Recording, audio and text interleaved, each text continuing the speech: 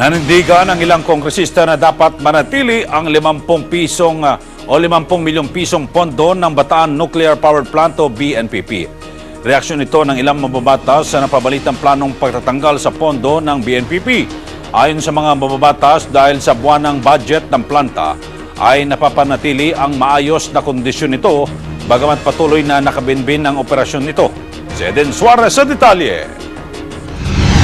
Sa napipintong deliberasyon sa panukalang mahigit 2 trilyong pisong pambansang budget ng Aquino Administration, handa umanong suportahan ang tinaguriang Third Force sa House of Representatives ang paglaban sa planong tanggalan na ng pondo ang Bataan Nuclear Power Plant o BNPP.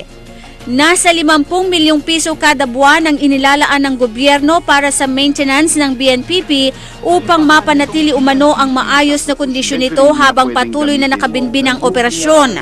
Ayon kay Leyte Congressman Martin Cojuangco, maliit lamang ang 50 milyong pisong maintenance budget kung ikukumpara sa nagastos sa pagpapatayo ng BNPP, kaya mas makabubuting panatilihin ito.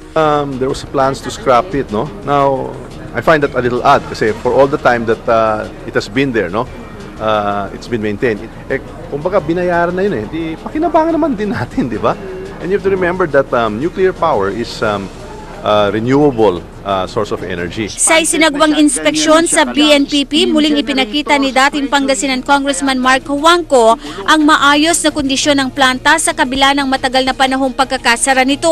Anya, ito ay dahil sa pondong inilaan para sa maintenance ng BNPP na kung tatanggalin ng gobyerno ay tiyak na magre-resulta sa unti-unting pagkasira nito.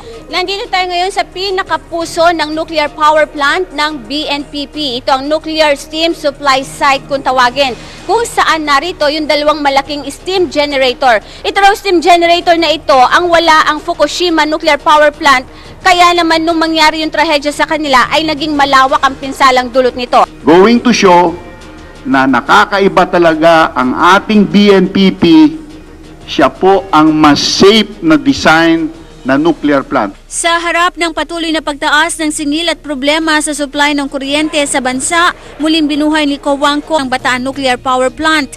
Iginit nito ang kahalagahan ng nuclear energy bilang isa raw sa alternatibong pagkukunan ng kuryente sa bansa. Kung hindi po handa itong gobyerno para dito sa BNPP, baka naman ang susunod na gobyerno, iba naman ang maging kaisipan at baka makita ang example ng Japan at ibang bansa at paanda rin po nila ito bakit po natin winawasak ang option ng susunod na piliin ang source ng paglikha na ito na makakabigay ng kalahati na presyo na kuryente. Hindi naman nagbigay ng pahayag ang Malacanang ukol sa planong pagtanggal ng pondo sa BNPP, subalit ipinagutos na raw ng Pangulong Noy na pag-aralang mabuti kung dapat na itong tuluyang abandonahin.